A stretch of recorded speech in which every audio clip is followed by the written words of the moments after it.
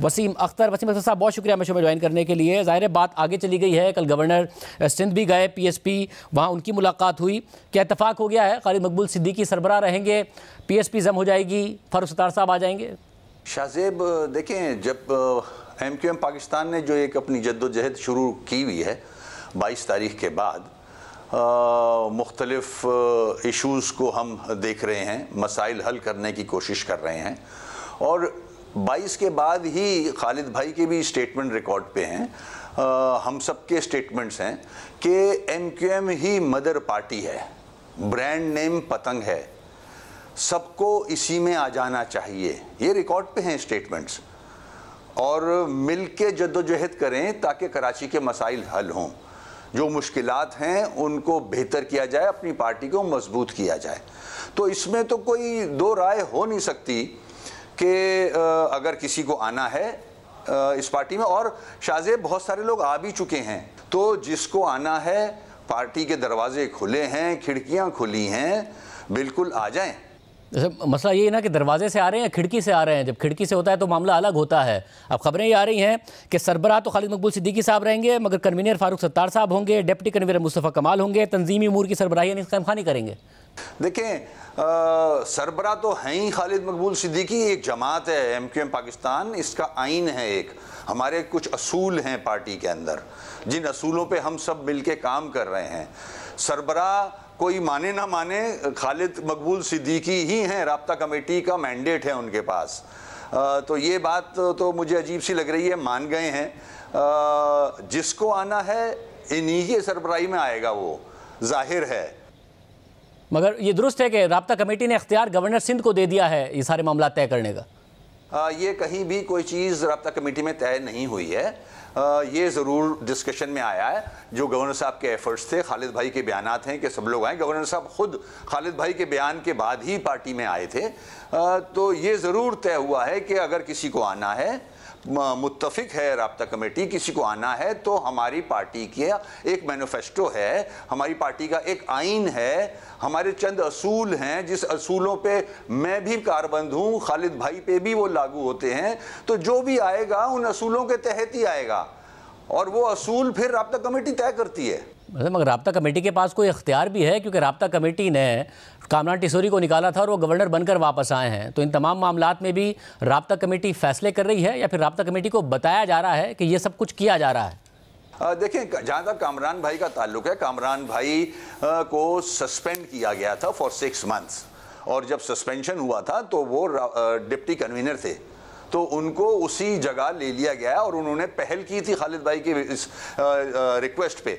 तो उनका तो केस एक अलग केस है, मगर अब वो MQM के पार्ट थे, सस्पेंड हुए हुए थे, और 6 महीने सस्पेंशन ख़त्म हो गया था। अब अगर कोई आएगा और वो किसी दूसरी जमात से आ रहा है अगर, तो जाहिर है उसको हमारी जमात के असूलों पे चलना होगा। MQM पाकिस्तान जो है उसके असूल हैं कुछ, एक आइन है, तो उसके साथ रहते हुए ही आगे बढ़ना होगा हम सबको। मैं भी उसका पाबंद हूँ। मैं आज 37 साल हो गए इस पार्टी में, मुझे 6 साल पहले ओहदा मिला था भाई।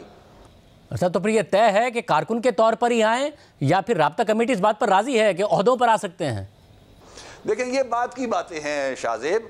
अगर किसी ने सोच लिया है कि MQM पाकिस्तान को ज्वाइन करना है, आना है, तो बिस्मिल्लाह आए। ये तो बात की बातें हैं, उस वक्त देखेंगे कि क्या होता है। मगर अभी कोई ऐसी बात हमारी ना गवर्नर साहब के साथ तय हुई है, उनके साथ मीटिंग में बात डिस्कशन में आई है, और ना ही किसी सियासी जमात के जिम्मेदार के साथ ऐसी बात डिस्कशन में आई है। अभी तो सिर्फ पॉइंट ये है कि सब आ जाएं, आगे चैलेंजेस हैं। सर, मगर तहरीक इंसाफ कह रही है कि ये सारा काम इस्टेब्लिशमेंट कर रही है। फवाद चौधरी ने तो आज कहा, इसके अलावा इमरान इस्माइल भी इल्ज़ाम लगा चुके हैं, और आज फवाद चौधरी ने कहा कि माजी में भी इस्टेब्लिशमेंट ने ही MQM बनाई थी, गुंडे जमा करके बनाई थी, आग और खून का खेल फिर खेला गया था, अब भी इस्टेब्लिशमेंट ये सारा कर रही है। अब आप जिनका जिक्र कर रहे हैं उनकी क्रेडिबिलिटी क्या है पूरा मुल्क जानता है। वो किस तरह से वजूद में आए थे, कहाँ कहाँ किस किस सियासी जमातों से गुजर के कहाँ गए और वो जमात को किसने फ़ायदा पहुँचाया था, ये सब अब तो अयां है हर चीज़। मैं इस पर कमेंट नहीं करना चाहूँगा। अगर गुंडों की जमात थी तो इमरान खान साहब 14 सीटें कराची की ही छीन के लेके गए थे, चोरी करके लेके गए थे। 7 सीटें हमारी थी तो प्राइम मिनिस्टर बने थे गुंडों की जमात के।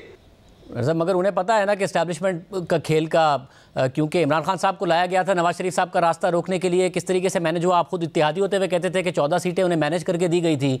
अब वो ये कह रहे हैं कि उनका रास्ता रोकने के लिए आप लोगों को इकट्ठा किया जा रहा है। खेल एस्टैब्लिशमेंट का ही। देखें खानज़ादा साहब, मैं पीछे ले गया था 22 के बाद। अगर आप तकारीर निकाल लें खालिद भाई की और हम लोगों की भी, हमने सबसे रिक्वेस्ट की थी कि 1.5 ईंट की मस्जिदें ना बनाएं। कराची मुश्किल में, हैदराबाद, सखर, मीरपुर खास, नवाबशाह मुश्किल में, सब एक हो जाएं। मेरे स्टेटमेंट रिकॉर्ड पे तकारीर में कि यही मदर पार्टी है, सब इधर आ जाएं। अगर इससे कोई निकलेगा तो जीरो होगा। ये मेरे रिकॉर्ड पे है स्टेटमेंट। यानी जो कर रहे हैं आप लोग कर रहे हैं, एस्टैब्लिशमेंट की कोई इन्वॉल्वमेंट नहीं है, कोई दबाव नहीं है सारे मामले में। देखिए, मैं नहीं समझता, मुझे तो किसी का फ़ोन नहीं आया, ना मैं किसी मीटिंग में बैठा हूं। और अगर आपकी ये सोच है कि वो ये चाहते हैं तो मेरे ख्याल में अगर कोई कुछ जमात के लोग नाराज़ होके अंडर प्रेशर कहीं इधर उधर चले गए हैं, मिसगाइड हो गए हैं, और वो एक अपनी वापस पेरेंट्स जो मदर पार्टी है उसको मजबूत करना चाहते हैं, तो व्हाट्स बैड इन इट। क्या आमिर खान साहब राजी नहीं है सारे के सारे मामले में? नहीं, ऐसी कोई बात नहीं है। आमिर खान भाई को सब कुछ पता है, मीटिंग्स में बैठे हैं, काफ़ी मीटिंग्स में रहे हैं वो, और उनके स्टेटमेंट्स भी निकाल लें आप। उन्होंने भी बहुत दफ़ा कहा है कि जिसको आना इसी जमात में आ जाए। अब क्या कहा करें, हम लोग बोल बोल के थक गए हैं।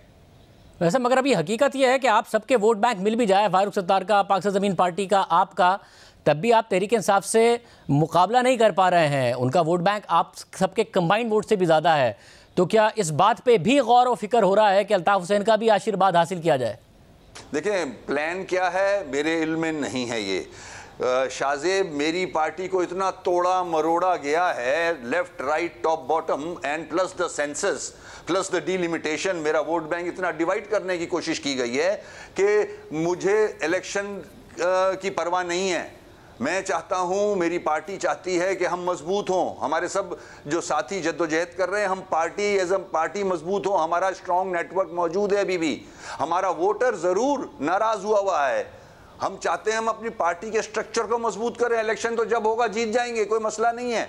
इलेक्शन तो फिर भी आएंगे, ऐसी कोई बात नहीं है। हम चाहते हैं हमारे जो पुराना स्ट्रक्चर था वो मजबूत हो जाए, और इसी के लिए आप चाहते हैं कि अल्ताफ़ हुसैन का भी आशीर्वाद हासिल हो, कहीं ना कहीं से उनका भी रास्ता निकाला जाए।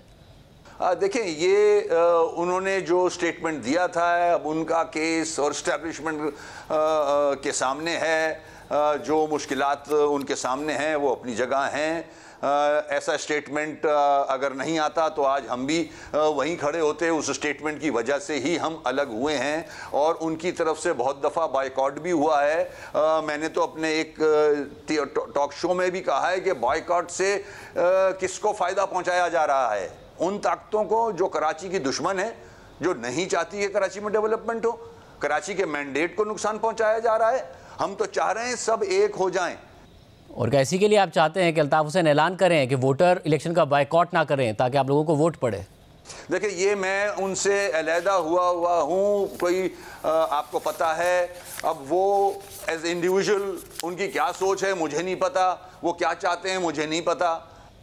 अच्छा, मैं जानना चाह रहा हूँ ना कि कैटेगोरिकली क्या है इस वक्त आप लोगों की पोजीशन क्या है कि वो बायकॉट का मामला ख़त्म हो, इस्टेब्लिशमेंट कोई नरमी दिखाए, कुछ ऐसा हो? आप लोग कुछ चाहते हैं या नहीं चाहते हैं?